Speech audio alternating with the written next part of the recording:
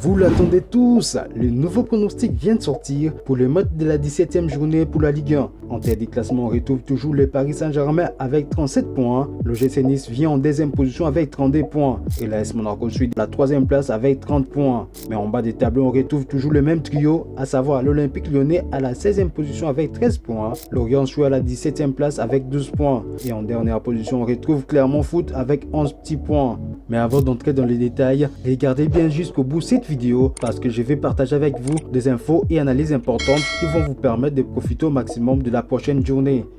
Pour le premier match de la 17e journée, direction les stades Francis-le-Bleu où la formation de Brest reçoit celle de Lorient ce mercredi soir. Pour cette rencontre, Brest souhaite conserver sa place dans le top 5, tandis que Lorient espère s'extirper de la zone rouge. Mais cette saison, le stade brestois est clairement l'une des grandes sensations de la première partie. Initialement attendue pour batailler pour le maintien, cette formation occupe actuellement la 5e position du classement avec des longueurs de retard sur le podium. Après avoir traversé un passage à vide des 3 défaites des rangs, les Brestois sont répartis de l'avant lors des dernières journées avec 4 succès, notamment face à Montpellier, Clermont Foot, Metz et face à Nantes. Mais ils ont été tenus en échec par Strasbourg en réalisant un nul lors de la 12e journée. De son côté, avec seulement 12 points pris en 16 journées, le FC Lorient va devoir redoubler d'efforts et hausser son niveau pour espérer rester dans l'élite l'an prochain, puisque le Merlu se retrouve en effet en 16e position du classement avec des points de retard sur le premier non relégable. Cependant, au-delà de cette situation préoccupante, les Bretons connaissent des mauvais résultats ces dernières journées, puisqu'ils ont été capables de prendre qu'un seul petit point au cours des 5 dernières rencontres. Et lors de la dernière journée, ils se sont inclinés 2-1 à domicile contre Strasbourg le week-end dernier. Cependant, leurs 3 dernières confrontations directes s'est terminées à l'avantage de Lorient. Entre Brest qui souhaite conserver sa position et Lorient qui joue le maintien, je vois la victoire de Brest. Deuxième match, direction les stades Gabriel Montpied où Clermont Foot affronte la formation des Rennes. Pour cette rencontre, Clermont Foot espère gagner des points afin de sortir de la zone rouge alors que Rennes espère retrouver les chemins de la victoire. Mais avec seulement 11 points accumulés lors des 16 premières journées, cette formation se positionne actuellement à la dernière place. Cette saison, elle s'est imposée qu'à 2 reprises, mais face aux 2 autres relégables, face à Lyon et face à Lorient. Lors de ces 5 dernières journées, elle a été dominée par Lens, Brest et face à Marseille le week-end dernier. Pour le reste, elle n'a pris que 2 points sur 6 face à Montpellier et face à Lille. Rennes de son côté occupe la 13e position au classement avant le coup d'envoi et la 17e journée. Mais tout comme son adversaire du jour, le Stade Rennais se trouve bien loin de ses objectifs du début de la saison. Avec 10 points de retard sur la dernière place européenne, les Bretons n'ont remporté que 3 matchs en Ligue 1 cette saison. Et en cette journée en déplacement, cette formation n'a gagné aucun match, mais elle a concédé 4 gagnés et compte 3 défaites. Et lors des dernières semaines, les Rouges et Noirs ont été dominés par Marseille, par Monaco et par Villarreal en Ligue Europa. Mais ce week-end, ils ont réussi à prendre un petit point avec le nul des 0 buts partout en déplacement contre Toulouse. Cependant, lors de leurs 2 derniers déplacements, ils se sont inclinés face à leur adversaire du soir. Alors, entre 2 formations qui veulent l'emporter, je vois la victoire des Rennes. Lyon-Nantes. Lyon cherche à gagner des points afin de s'extirper de la zone de relégation, tandis que Nantes veut se rapprocher de la dernière place européenne.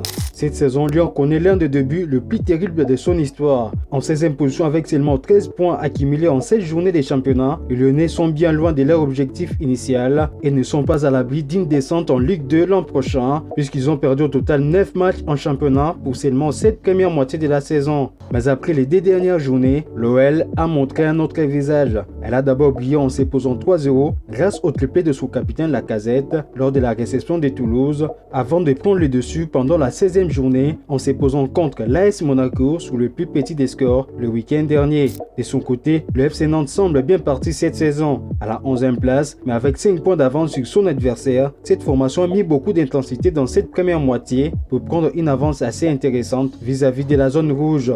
Mais lors de ces 2 dernières journées, elle a été en difficulté en s'inclinant 2 fois de suite, notamment 2-0 contre Brest et 2-1 contre le Paris Saint-Germain. A noter, cette formation n'a pas perdu face à son adversaire lors de leurs 3 derniers face-à-face. Alors, entre Lyon qui souhaite sortir de la zone rouge et Nantes qui veut se rapprocher des places européennes, je reste sur une double chance en faveur des Lions. Montpellier contre Marseille, 4e match de la journée, un duel entre le 12e et le 6e. Mais Montpellier veut creuser l'écart avec la zone rouge et rejoindre les top 10, tandis que l'Olympique de Marseille veut se rapprocher du podium. Mais dans une situation préoccupante, alors qu'il espérait sans doute s'installer en première partie du tableau, cette formation de Montpellier ne compte que 4 points d'avance sur le premier relégable. Et lors de ces 7 derniers matchs de Ligue 1, Montpellier n'a remporté qu'une seule rencontre, c'était face à Metz sur le plus petit des scores le week-end dernier. Pour le reste, cette formation a connu 3 défaites et 3 nuls. De l'autre côté, en pleine confiance ces dernières semaines, l'OM reste sur 4 succès en Ligue 1, notamment face à Rennes, face à Lyon, face à Lorient et face à Clermont. Et en quête d'un 5e succès successif, les Phocéens ne sont qu'à 4 longueurs de retard sur le podium. Mais à noter, l'OM n'a pas perdu face à son adversaire du soir lors de leurs 9 derniers face-à-face. Alors, entre Montpellier qui veut creuser l'écart avec la zone rouge et l'OM qui souhaite se rapprocher du podium, je vois la victoire de l'OM. 5e match, direction l'Alliance Riviera, où l'OGC Nice accueille la formation de Lens, c'est même mercredi soir. Cette saison, l'OGC Nice est l'équipe qui crée la sensation pour cette première moitié. Actuellement à la 2e position avec seulement 5 points de retard sur la première place, Nice n'a connu que 2 défaites en Ligue 1. Mais en revanche, l'OGC compte 9 succès, 5 nuls en 16 journées. Cependant, lors de la dernière journée, elle n'était pas en forme pour faire face à Havre. L'OGC Nice s'est finalement incliné 3-1 en déplacement le week-end dernier. En face, Lens compte 8 points de retard sur son adversaire du soir, mais partage le même nombre de points avec la dernière place européenne. Cependant, cette saison, les Lensois n'ont perdu qu'à 4 reprises. Pour le reste, ils ont remporté 7 de leurs 16 premières journées et ont connu également 5 nuls pendant la même période. Et lors de ces 4 dernières journées, Lens est resté sur un bilan positif des 4 matchs sans défaite, toutes compétitions confondues, dont 3 succès face à Lyon, face à Séville, puis face à Reims le week-end dernier. En revanche, cette formation n'a pas réussi à prendre le dessus avec le nul de 0 but partout face à Montpellier lors de son dernier déplacement durant la 15e journée de Ligue 1. Cependant, Lens n'a remporté que 3 de leurs 10 derniers face-à-face contre Nice pour 5 défaites et 2 nuls. Alors, entre Nice qui souhaite garder sa position au classement et Lens qui souhaite se rapprocher du podium, je reste sur une double chance en faveur de Nice.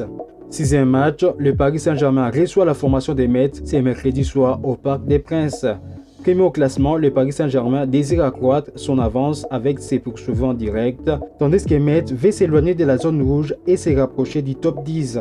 Mais pour les PSG, les voyants sont au vert cette année en Ligue 1. Qualifié la semaine dernière, malgré les nuls face à Dortmund lors de la dernière journée en C1, le Parisien reste sur 8 succès successifs en Ligue 1 avant de faire un nul d'un but partout le week-end dernier en déplacement face à Lille. En face, installé actuellement à la 14e position avant les coups d'envoi de la 17e journée, Metz n'a remporté que 4 matchs cette saison en Ligue 1.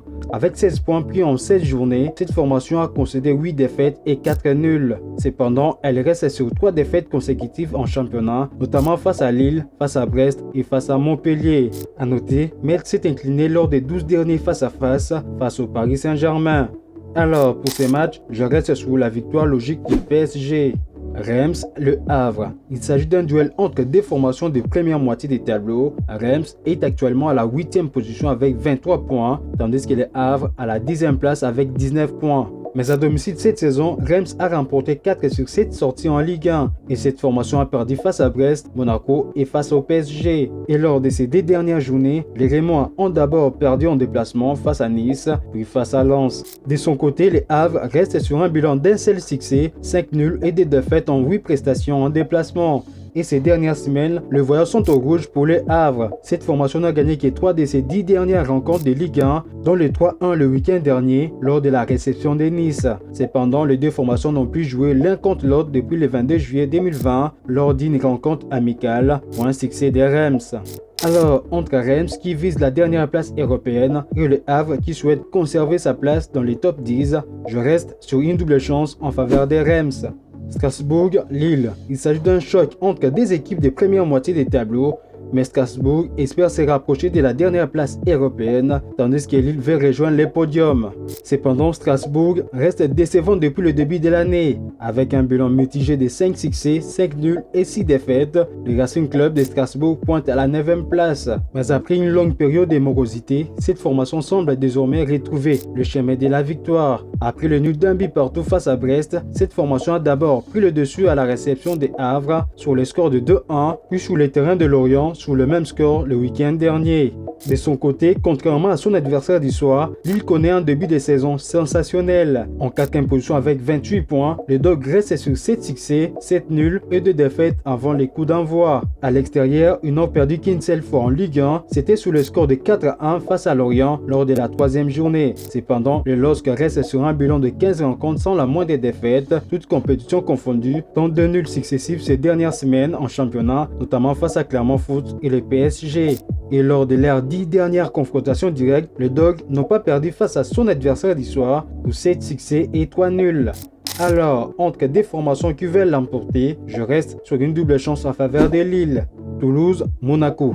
Dernier match pour la 17e journée, mais Toulouse souhaite s'éloigner de la zone rouge, tandis que l'AS Monaco veut conserver sa place dans les top 3. Cependant, cette saison, le TFC connaît une saison beaucoup plus compliquée. En 15e position avec 14 points, Toulouse n'est qu'à une longueur du premier relégable. Et cette saison, les Violets connaissent un bilan négatif avec seulement 10 succès, mais 8 nuls et 6 défaites. En revanche, cette formation reste sur une qualification en barrage en terminant 2e de son groupe en Ligue Europa grâce à son succès de 2-1 sur le terrain des LASK. Mais elle n'a pas remporté les moindres matchs lors des 9 derniers en Ligue 1.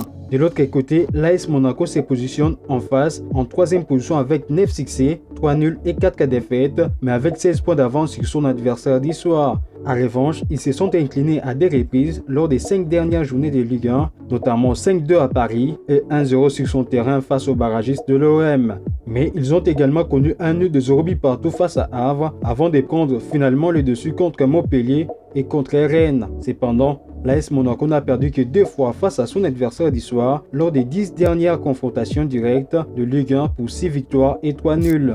Alors pour ces matchs, entre Toulouse qui souhaite s'éloigner de la zone de relégation et l'AS Monaco qui veut conserver sa position, je vois la victoire de Monaco. Voilà, c'est tout pour cette nouvelle vidéo. Si vous avez kiffé, n'oubliez pas de liker et de vous abonner. Allez, on se retrouve très vite pour Allo Football.